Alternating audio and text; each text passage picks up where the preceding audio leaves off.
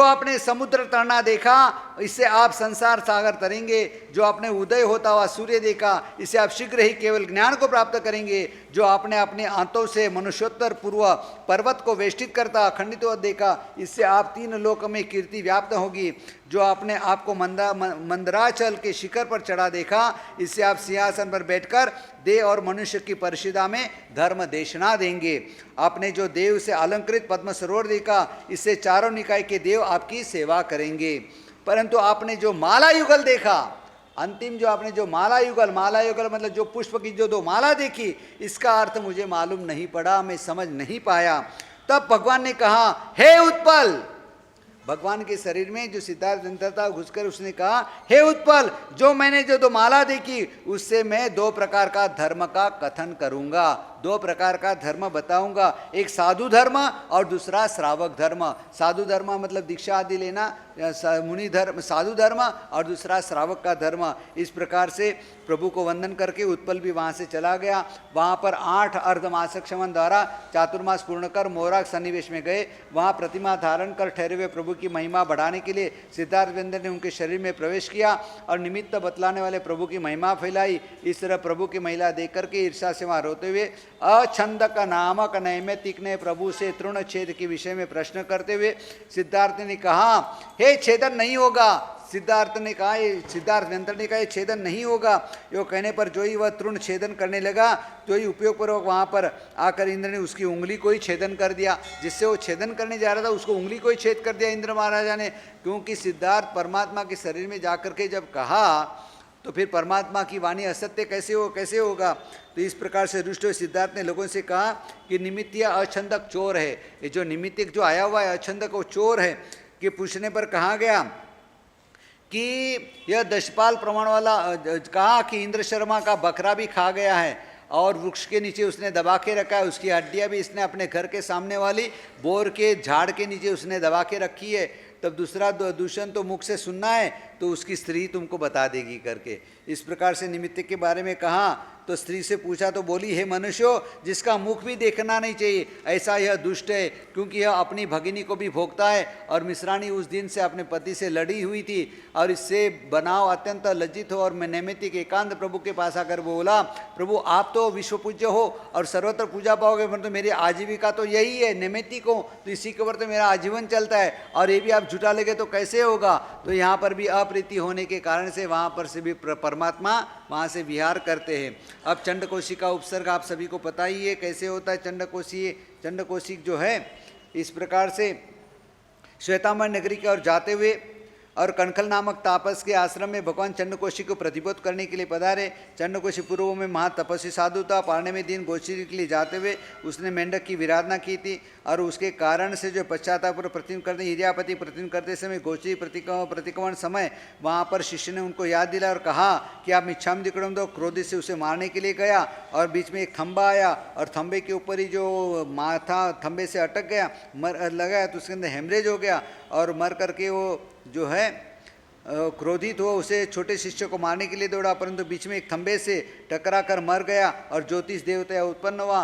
वहाँ से चौकर उस आश्रम के अंदर 500 तापसों का चंडकौशिक नाम का महंत बना और वहाँ पर भी आश्रम के फैले हुए तोड़ते हुए राजकुमार आदि को देखकर गुस्से में भर कर उनको मारने के लिए कुहाड़ी लेकर के गया और क्रोध के युक्त दशा में मरकर उसी आश्रम के पूर्व नाम वाला दृष्टिवी सर्प बना। कैसे दृष्टि सर्प बना, इसीलिए कभी भी गुस्सा नहीं करना। गुस्से के अंदर यदि आपका आयुष्य का बंद हो गया तो अपनी मनोदशा के अंदर दुर्गति सिवा और कुछ भी नहीं हो सकता। इसीलिए कभी भी गुस्सा आदि नहीं करना, खूब ध्यान रखना, समता में रहना, समभाव में रहना। तो यहाँ पर प्रभु जो है ऐसे चंडकौशिक बना हुआ था और ऐसे चंडकौशिक को लिए भी वो मार्ग में था, उधर सबने मना किया तो भी परमात्मा उधर जाते हैं और जैसे ही आते तो प्रभु को डंक मारने के लिए वो आता है, ये आकुल व्याकुल होकर के और परमात्मा को पहले दूर से ही फुपाड़ा मारता है। उसके जो श्वास के अंदर भी जो है ना इतना झेर होता है, वो झेर भी वो श्वास सूंघे ना तो भी आदमी मर जाए, तो भी परमात्मा निश्चल देखा। फिर प्रभु को निश्चल ध्यान में देखकर अत्यंत क्रोधातुर उसने प्रभु को डंक मारा, तथापि प्रभु को अव्याकुल और उनके पैर से दूध के समान सफेद खून निकलता है। अपने बोलते हैं प्रभु की पग की धारा दूध से निकली जो आता है। जो स्तवन आता है, तो उसी प्रकार से यहाँ पर जो परमात्मा की रोम राजी के अंदर जो है विश्व का कल्याण हो, जगत का कल्याण हो, मैत्री का भाव हो, ऐसे प्रीति के कारण से, ऐसे इस प्रकार की भावनाओं के कारण से खून भी जो है ना सफ़ेद हो जाता है। जैसे माँ भी जो है बालक को जब स्तनपान कराती है तो भी वो जो है दूध कैसे आता है, वो वात्सल्य के कारण से, स्पर्श के कारण से खून भी जो दूध में परिवर्तित हो जाता है। तो बस यही ये पूरा साइंस यहाँ पर बताया गया। तो प्रभु को भी जो है बुझ चंडको से प्रभु को वचन सुनकर विचरण करते हुए उसको भी जाति स्मरण ज्ञान हुआ। किसको? चंडकोशिया को ज्ञान हुआ। और वहाँ से 3 प्रदक्षिणा देकर कहने लगा, करुणा सागर हे प्रभु मुझे दुर्गति कुएं में से निकालो। और वो चंडकोशिया दर के अंदर मुंह डाल करके वहीं पड़ा रहता है और परमात्मा आगे निकल जाते हैं। और सब देखते लोगों, फिर कोई सब जाते, कोई दूध डालते, कोई पानी डालते, कोई शक्कर डालते, कोई मिठाई चढ़ाते, क्या क्या चढ़ाते। और ऐसे भी सर्प का मांस मीठा होता है। और ये मिठाई चढ़ने से तो जंगल था वहाँ पर, तो उधर चींटियाँ बहुत आ गई, अनेक प्रकार की कीड़े मकोड़े बहुत आ गए। उसके खा करके उसका सारा शरीर चलनी जैसा बना दिया, आर पार चींटियाँ जाने लगी। लेकिन ये जरा सा टस से मस नहीं होता है, क्योंकि मैं हिलूंगा तो कितनी सारी ढेर सारी चींटियाँ जो है वो मेरे शरीर के वजन से दब से मर जाएगी, उनको पीड़ा होगी। ऐसे शुभ भावना के अंदर रह करके मृत्यु को प्राप्त करके वह सहस्रार देवलोक में देवलोक में गया। वहाँ से प्रभु अनित्य विहार का देखो, परमात्मा की इस भावना से भी दर्शन किए तो भी वो मर करके कहाँ जीव गया? देवलोक के अंदर चला गया। अपने रोज परमात्मा का दर्शन करते तो भी अपना भाव भी शुद्ध नहीं बना। और कहते कि भाव नहीं आओ तो चंडकोशिया जैसा भाव लाओ, फिर और तो क्या करे। वैसी समता लानी पड़ेगी, वैसा मन वचन काया का योग बनाना पड़ेगा, तब जा कर के हो सकता है। तो प्रभु वहाँ से अन्यत्र विहार करके उत्तर वाचाल में नागसेन ने प्रभु को क्षीर से पारणा कराया। फिर प्रभु सुरभीर पर पधारे और उसके अंदर नाव में चढ़े। उस समय उल्लू का शब्द सुनकर क्षेविल नामक निमित्य ने कहा कि आज अपने मरणांत अपने को कष्ट आने वाला है। लेकिन प्रभु की ओर इशारा किया कि ये जो स्वामी जी आए हुए, ये जो साधु जी आए हुए, उनके प्रभाव के कारण से भगवान जो आए, प्रभु की ओर इशारा का कि इनके कारण से, प्रभु के कारण से जो है अपना इस नाव का और अपने सबका रक्षण होगा। और उस समय जो गंगा नदी उतरते समय प्रभु के त्रिपुष्ट के भव में मरा हुआ सिंह का जीव सदृष्ट नामक देव बना था। उस देव ने नाव को डुबाने के लिए अत्यंत प्रयत्न किया, परंतु कंबल और शंबल नामक नागकुमार देव ने आकर उस विघ्न को दूर किया। और उन कंबल और शंबल की कैसे उत्पत्ति हुई उसका भी विवरण इसके अंदर दिया। मथुरा नगरी साधु दादा श्री जिनदास नामक श्रावक था और उसको जो है वहाँ पर उसको बैल दिए थे, भेंट में मिले थे। और उसका भी जो उनका कुछ नहीं करता था, वो आराधना करते तो वो भी आराधना करते, वो छुविहार करते तो वो भी छुविहार करते थे।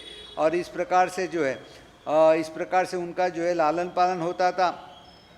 और जिनदास ने विचार किया यदि इन्हें वापस दूंगा तो इसको खसी कर डालेंगे, इसलिए अपने पास ही उसको रखा था। लेकिन मित्र ने मांगा तो अनिच्छा से मजबूरी से देना पड़ा। और उसके बाद इतना काम कराया, फिर वैसे ही छोड़ गए तो मर गए। तो उनको जो निर्यामना कराई और निर्यामना कर करके जो भी जो है जिनदास ने उनका आहार पानी का परित्याग करके नौकार आदि सुनाया और मृत्यु पाकर नागकुमार देव बना। और नई उत्पन्न हुए थे अवधि ज्ञान से पूर्वक वृत्तांत जाना और उस सदृश नामक देव को निवारण किया। फिर प्रभु के गुणगान करते हुए नाचते हुए महोत्सव किया। अब दूसरा चातुर्मास परमात्मा ने राजगृह नालंदा में किया और वहाँ पर तीसरा पालना परमात्मा ने सुनंदा सेठ के यहाँ पर खिराने से किया। फिर चौथा पालना प्रभु ने कोलाक सन्निवेश के अंदर किया। फिर आगे परमात्मा ने तीसरा चातुर्मास वहाँ से प्रभु चंपानगरी में पधारे, फिर चौथा चातुर्मास परमात्मा ने 4 मासक्षम तब के प्रपृष्ठ चंपा चौथा चातुर्मास किया। प्रभु को पालना कराने के लिए जीरण शेठ की भावना आती है ना, जीरण शेठ न भावना भावे, ये सारा वृत्तांत इसके अंदर आता है। इस प्रकार से परमात्मा ने वहाँ चौथा चौमासा किया। 5वां चौमासा परमात्मा ने भद्रिका नगरी में किया। 4 मासक्षमण तब किया। चौमासा व्यतीत होने पर तांबल ग्राम में पधारे। वहाँ प्रभु पार्श्वनाथ के संतति नंदीशेर नामक आचार्य बहुश्रुत परिवार सहित कौशिक ध्यान में रहे। रात्रि के समय कोतवाल के पुत्र ने वहाँ चोर समझ करके उनको भाले से मारा। अवधि ज्ञान प्राप्त कर देवलोक गया और गौशाला वृत्तांत पूर्वक यहाँ से जो गौशाला फिर प्रारंभ होता है वहाँ से प्रभु कुपक सन्निवेश में पधारे। जासूस की शंका वाले कोतवाल उन्होंने पकड़ा, परंतु पार्श्वनाथ प्रभु के शिष्यों से जो बाद परिवाजक हो गए थे विजय प्रगल्भ ने प्रभु को पहचान लिया और वहाँ से छुड़ाया। फिर वहाँ से गौशाला प्रभु से जुदा होकर अलग मार्ग में जाना, और 500 चोरों ने उसे मामा मामा कह करके ऐसा हैरान कर दिया। फिर वापस प्रभु को ढूंढता ढूंढता जो प्रभु वैशाली नगरी में जा कर के वहाँ पर उसको मिला। फिर वहाँ से प्रभु सामक सन्निवेश में पधारे, और वहाँ से शाली शीर्ष नामक ग्राम में उद्यान में माघ मास से ध्यानस्थ रहे प्रभु को त्रिपुष्ट वासुदेव के भव में अपमानित हुई स्त्री जो व्यंतर हुई थी, वह तापसी का रूप धारण कर जल से भरे हुई जटाओं में अन्य सहन न हो सके ऐसे शीत उपसर्ग करने लगी। फिर उपसर्गों को सहन किया, छठ का तप करके उपसर्गों को सहन करते हुए वहाँ पर लोकावधि समय का ज्ञान परमात्मा को उत्पन्न हुआ। छठा चौमासा परमात्मा ने भद्रिका नगरी में किया। वहाँ प्रभु के भाग वहाँ पर ऋतुबद्ध वहाँ 6 मास के बाद में फिर से गौशाला फिर वापस आकर के वहाँ मिला। 7वां चौमासा परमात्मा ने जो आलंबिका में विराजित चौमासी तप किया। फिर वहाँ से प्रभु मर्दन नामक गांव में जाकर के ध्यानस्थ हो बलदेव के चैत्य में रह कर के गौशाला बलदेव के मुख से मेहन रख कर के खड़ा रहा। इसमें भी वहाँ से भी उसको खूब मार पड़ी। दोनों के स्थान में उसे लोगों ने मुनि जान करके छोड़ दिया। फिर क्रम से प्रभु उन्नाग सन्निवेश में गए। मार्ग में सन्मुख आते हुए एक अति दंतुर पति पत्नी की युग में देखकर गौशाला ने उनकी हंसी की और देखते विधाता कैसा है कि दोनों की जोड़ी कितनी कैसी बनाई करके इस प्रकार से ठट्टा मस्करी की। इसीलिए कभी भी कोई भी किसी भी व्यक्ति का जाने अनजाने में कभी किसी की ठट्टा मस्करी नहीं करना। और इस चिढ़ाकर उसने दोनों को पकड़ करके खूब पीटा, खूब मारा, हाथ पैर बांध करके उसको बांध से बांध दिया था। बाद में प्रभु का छत्र धारण करने वाले समझ करके बंधन मुक्त कर गया। जो जब भी कुछ हुआ गौशाला परमात्मा की शरण में गया और उसका बचाव हुआ। इसलिए अपने लिए भी कौन सा शरण है अपने के रक्षण के लिए? परमात्मा का शरण है। परमात्मा के शरण में ही जाना चाहिए। 8वां चातुर्मास परमात्मा ने राजगृह नगरी में किया, चौमासी तप किया, 12 पारणा कर फिर अनारे देश में पधारे। 9वां चातुर्मास परमात्मा ने अनारे देश में किया, चौमासी तप किया। फिर वहाँ से परमात्मा जो है फिर मंखली पुत्र का भी यहाँ पर वर्णन आता है। और वो वर्णन दे करके तेजोलिशा का जो वर्णन आता है, जो आपने सुना गौशाला ने कैसी तेजोलिशा को देखा किया। और परमात्मा भी देखो अयोग्य देख करके भावी भाव को कोई टाल नहीं सकता, भावी भाव को कोई मिटा नहीं सकता। और ये भी हुआ परमात्मा ने ऐसे अयोग्य आत्मा को भी जो है तेजोलिशा जैसी विद्या उसको दे दी। तेजोलिशा जो रहती है अट्ठम पारने अट्ठम करने का, 24 अट्ठम करने का। कौन सा अट्ठम करने का? तेला। अट्ठम पारने अट्ठम करने का, पारने के अंदर आइम्बिल करने का, आइम्बिल के अंदर खाली 1 मुट्ठी उड़द लेने का। कितना? 1 मुट्ठी उड़द बाफा हुआ वो खा लेने का, और खा करके पानी पी करके ठाम 24 करने का। और इतना करने के बाद में भर गर्मी के अंदर, वैशाख जेठ की गर्मी के अंदर, शुष्क नदी के अंदर, कोरी नदी की जो रेती होती है, रेती के अंदर खुले बदन से वहाँ पर आतापना लेने की, मतलब नदी की रेत में जाकर के सो जाने का, सो करके सूर्य की आतापना लेने की। एक तो 24 अट्ठम 24 अट्ठम रहता है। और फिर बाद में इतनी भूख लगी रहती है, शरीर में गर्मी आ जाती है, फिर ऊपर सूर्य की गर्मी, नीचे से रेत की गर्मी, तो कैसी हो जाए? तो अंदर ज्वाला ज्वाला अग्नि अग्नि अग्नि प्रकट कर कर करके इस तरह से जो है 6 महीने तक करने का अट्ठम। कितने महीने तक? अपने एक 24 उपवास करते उसके अंदर दूसरे दिन पारना याद आ जाता है।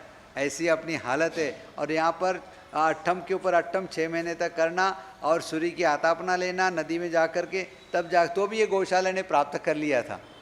और यही गौशाला ने वापस प्रयोग भी किसके ऊपर किया? परमात्मा के ऊपर किया था। तो इस प्रकार से अवश्यम भावी भाव को योग्य, जैसे सांप को दूध पिलाते हैं ना, वैसी हालत हो गई थी। इसी प्रकार से गौशाला भगवान से जुदा होकर सावसी नगरी में एक कुंभार की शाला में रहकर प्रभु के बताए हुए उपायों को तेजोलिशा के साध कर दीक्षा छोड़े हुए पार्श्वनाथ संत ने किसी शिष्य के साथ अष्टांग जानकर अहंकार से लोगों में अपने आप को सर्वज्ञ प्रसिद्ध करने लगा। यहाँ तक देखिए ममत्व भाव और ज्ञान का अहंकार इतना आ जाता है कि मैं बड़ा हूँ, भगवान तो मैं ही हूँ करके इस प्रकार भावना से। 10वां चौमासा परमात्मा ने श्रावस्ती नगरी में किया। श्रावस्ती नगरी जो संभवनाथ भगवान की है, यही श्रावस्ती नगरी के अंदर परमात्मा के 14 चौमासा राजगृह नगरी में हुए। उनका पूरा विचरण क्षेत्र बेल्ट पूरा उधर ही था, पूरा बहुत सुंदर रमणीय है। हम तो पावापुरी में 1-1 महीना रुके, रोज पावापुरी जल मंदिर जाते थे, बैठते थे, वातावरण इतना आह्लादक था। आप लोग तो क्या एक गए और ही आए, ये ऐसे गए गाड़ी से, दर्शन किया, घूम लिया, फोटोग्राफी कर लिए, निकल गए। इसमें अनुभूति नहीं होती है। कोई भी कल्याणक भूमि में जाओ तो वहाँ एक रात रहो, वहाँ 2-4 सामाई करो, वहाँ 2-4 घंटा परमात्मा की भक्ति करो, तब जाकर के आपको तीर्थ की जो है ना स्पर्शना होती है, वहाँ के अणु परमाणु के साथ में आप जुड़ सकते हो, बाकी ऐसे नहीं जुड़ सकते। इसलिए कभी भी जाओ तो समय लेकर के जाया करो। हम शिखर जी में 1 महीना रुके, रोज़ यात्रा करते थे, पूरे सभी टुकों की यात्रा करते थे, पूरे के पूरे, इधर पार्श्वनाथ भगवान की टुक, इधर चंद्र प्रभु की, इधर पावापुरी, टोटली कर करके आ जाते थे। रोज़ 1 महीना थे, रोज़ यात्रा करते थे। फिर पावपुरी के अंदर 1 महीना रुके थे, सब कुछ किया। वहाँ के जैनेतर लगभग 5000 लोगों ने आकर के गुरु महाराज की भक्ति की, दारू मंस का त्याग किया, मांसाहार का त्याग किया। वहाँ पर हिंसा होती थी वो भी उन्होंने त्याग। खाली पावपुरी गांव के अंदर, छोटा सा मुट्ठी भर गांव, उसके अंदर जब होली धुलेटी आती तो 100 बकरियों का जो है ना वो वध करते थे, हिंसा करते थे। हम तो निकल गए थे, पैसे पता चला वहाँ के लोगों को, गुरु महाराज चले गए तो राजगिरी की आए, पूरा 50 लोग मिल करके आए, आप निकल कैसे गए करके। तो गुरु महाराज ने कहा तुमको तकलीफ ना हो जाए इसके लिए निकला, ऐसे कैसे होगा कि नहीं, तो आप ये बंद करो तो मैं आऊँगा, तो हम सब बंद करेंगे। तो वापस हमको लेकर के आए। ऐसे भावनाशील आज की तारीख में भी दयालु लोग हैं वहाँ पर। उन्होंने उस दिन न दारू पिया, न मांस खाया, न कोई जीव की हिंसा की, और हमेशा के लिए बंद कर दिया। और हमारा पूरा सामया जो उनके मोहल्ले के अंदर से सब जगह घुमा करके, पावपुरी का जो चौगान जो है ना, चौगान धर्मशाला का चौगान, वहाँ पर आकर के 2 घंटे तक बैठ कर के गुरु भक्ति की। ऐसी तो लोगों की भक्ति है, ये सब हम खुद अनुभव करके आए हुए हैं, देखा। और यही बातें जब अपना ही अपने को, जब जन्म से अपने को मिला है सब कुछ, और करने के लिए अपने पास समय नहीं हो, भावना नहीं है, भक्ति नहीं है, हम विचार देते हैं, प्रेरणा देते हैं, हम बताते हैं, तो भी उसको एक्सेप्ट करने के आपको व्यवहारू नहीं लगता है। हाँ, ठट्टा मस्करी लगती है, अभी बराबर नहीं है, कोई लोग नहीं है, क्या नहीं है। अरे सबको बोची पकड़ पकड़ करके ला करके बिठाना चाहिए। ये तेरा सद्भाग्य है कि तेरे को ऐसे गुरु मिले और ऐसी भक्ति मिल रही करके, ये भाव होना चाहिए। हम तो है ना बचपन से यहाँ तक मैं पहुँचा हूँ ना, इस वेश तक मैं पहुँचा हूँ, मार खा खा करके मैं यहाँ पहुँचा हूँ। एक भी आराधना, बालक उम्र का तो काम करेगा, हम तो छोटे थे, नादान थे, कुछ समझ नहीं थी क्या होता है क्या नहीं होता है। कान पकड़ पकड़ करके हमको ले आते थे, 64 पोरी पोषत कराते थे, ऐसे छोटे थे तब कराते थे। और इतनी भूख लगती थी, माथा दुखता था, और बचपन के अंदर खाने की भी आदत थी, चाय पीने की आदत थी, और एकासना, और 1 बजे के पहले मिले नहीं तो क्या हालत हो जाए। तो सबके सामने ऐसे हमारे पिताजी मेरे को ठोकते थे, वो जरा भी शर्म नहीं किया कि समाज क्या कहेगा, लोग क्या कहेंगे। संस्कार देने के लिए उन्होंने किसी का शर्म नहीं रखा। और उसका परिणाम ही आया क्या, दीक्षा लेने के बाद जब मेरे पास बड़ी दीक्षा के समय बड़ी दीक्षा हुई, तब मेरे को एकांत में ऐसे इस तरह से गैलरी है ना, गैलरी में ले जा कर के बिठा करके मेरे पैर पकड़ करके मेरे को कहते हैं कि तूने मेरे को ठग लिया। के क्या कहा, तूने ठग लिया। मैंने कहा क्या ऐसे मैंने गलती की, क्या हुआ कि तू संसार से निकल गया, मेरे को ऐसे ही तूने रख दिया। के ऐसी भावना वाले थे। उनका भी पुण्य था कि भगवान की पूजा करते करते उन्होंने अपना आयुष्य पूरा किया। जब गुजर गए तब अग्नि संस्कार के अंदर एक कमल का फूल वैसा का वैसा ही रहा, वो हजारों लोगों ने वहाँ पर देखा। कहने का तात्पर्य, ये भाव रखो, ये भावना रखो, मन को भावित करो, आत्मा को इतना पवित्र करो, शुद्ध रखो, जब तक संसार में रहो। लेकिन भावना भाने में कौन सा पैसा लगता है, कोई पैसा नहीं लगता। लेकिन भावना खाली नाटक नहीं करना, वास्तविकता के अंदर वो होना चाहिए, और परिणति के अंदर लाने का भाव भी रखना चाहिए। इस प्रकार से यहाँ पर जो है एक प्रासंगिक आपको मैंने बातें बताई, क्योंकि तभी अपने को थोड़ी प्रेरणा मिलती है और भाव जागृत होता है। इसलिए कई बार मैं भावुक हो जाता हूँ, इच्छुक हो जाता हूँ, थोड़ा आग्रही बन जाता हूँ, विशेष भी आग्रह करता हूँ। कई बार उसके लिए मैं थोड़ा सा कठोर भी बन जाता हूँ, हाँ, गुस्से जैसे भी जोर से भी बोलता हूँ। उसका कारण क्या, इस समय और ये मूल्य, इस समय का मूल्य नहीं समझ, समय निकल नहीं जाए और ये जीवन न चला जाए, और अपना जो है ना ये भाव जो है वापस इधर उधर न चला जाए। इसीलिए उसके अंदर पकड़ने के लिए और इसका आनंद लेने के लिए कई बार होता है। कई बार मैं भी व्यवहारिकता चूक जाता हूँ, लेकिन क्या करूँ, अभी ये तो मेरे हाथ में नहीं है। मैं भी समझता भी हूँ कि ये नहीं होना चाहिए, पर फिर भावना के अंदर है ना भावित हो जाता हूँ। ये मेरा थोड़ा सा माइनस पॉइंट भी समझ लो।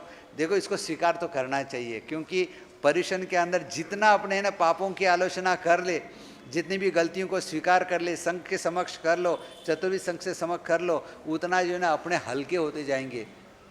क्योंकि मैं भी आप में से आया हूँ, मैं भी छदमस्त हूँ, तो होना स्वाभाविक है। अपने को सबको जो है ना, अभी अपने को सभी को जो है ना हल्का होंगे, तभी अपना प्रतिक्रमण शुद्ध होगा, नहीं तो शुद्ध नहीं होगा, भाव शुद्ध नहीं होगा। यही भाव इसके अंदर बताया गया। उपसर्गों से अपने को यही सीखना है। संगम देवता का भी उपसर्ग कितना भयंकर से भयंकर था, कितना भयंकर दिया। उस समय इंद्र महाराजा ने पूरे राज दरबार के अंदर वाजिंत्र, नाच गाच सब कुछ बंद कर दिया था। शोक जैसा वातावरण हो गया था। इंद्र जैसे इंद्र महाराजा सब कुछ जानते हुए शक्ति के धनी थे, सामर्थ्य के धनी थे, चाहे तो उसको 1 मिनट के अंदर संगम को मच्छर जैसा बना दे। क्या कर दे? मच्छर जैसा, मच्छर को जैसे दबा के मार देते हैं मान लो, वैसे उसकी भी चटनी कर दे, उसको भी दबा करके खत्म कर दे। लेकिन भावी भाव को कोई नहीं टाल सकता, उसको कोई मिटा नहीं सकता। ऐसे उपसर्गों को भी इन्हें कुछ नहीं कर सका। ऐसे 6 महीने तक प्रभु को जो है शुद्ध आहार न मिलने पर, वहाँ पर जो है बीतने पर संगम देव चला गया और समझ करके 3 प्रभु वज्र नामक गाँव में चले गए। गोकुल में गोचरी के लिए गए, परंतु वहाँ पर भी प्रभु को दिव्य ज्ञान से देवकृत अनिष्णीय आहार की जानकारी वापस लौटे। फिर वहाँ से फिर परमात्मा जो है, जब परमात्मा का उपसर्ग तब सौधर्म देवलोक में रहने समस्त देव देवियों ने भी आनंद का, फिर बाद में जब गीत आदि जो है उसका तज करके उपसर्गों में जो है ना परमात्मा को दुख कम हो ऐसी भावना बाते रहे। फिर आलंबिका नगरी में हरिकांत तथा श्वेतांबिका में हर्षि नामक 2 विद्युत कुमार इंद्र भगवान की कुशलता पूछने गए। श्रावस्त्री नगरी में संगम देव मेरु पर्वत के शिखर पर अपनी शेष 1 सागर को आयुष्य पूर्ण करने के बाद में महिषा इंद्र की कहा, इसलिए कहा परमात्मा ने आंखों से आंसू की धारा आई और पर संगम देव ने उपसर्ग किए। तब परमात्मा ने कहा, कृतापराधे बीजने कृपा मंथर तारयो ईषद बाष्पाद्रयो भद्रम श्री वीर जिन नेत्रयो, कि मेरे कारण से, मेरे निमित्त से संगम देव कहाँ से कहाँ जाएगा और मैं निमित्त बन रहा हूँ। ऐसी भावना तीर्थंकर परमात्मा महावीर स्वामी भगवंत के हृदय में थी। कृतापराधे पीजने, क्या होगा अपराध करके कहाँ जाएगा। तो इसी तरह से भावना भाई थी संगम देव के लिए। फिर वहाँ से परमात्मा 11वां चातुर्मास वैशाली नगरी में हुआ। भूतेंद्र नामक प्रभु से कुशलता पूछी। वहाँ से भगवान विलक्षण अभिग्रह धारण किया, जो चंदनबाला का अभिग्रह, जो खास विशेष जो प्रकार से, जिसका वर्णन भी आपने अच्छी तरह से सुना था।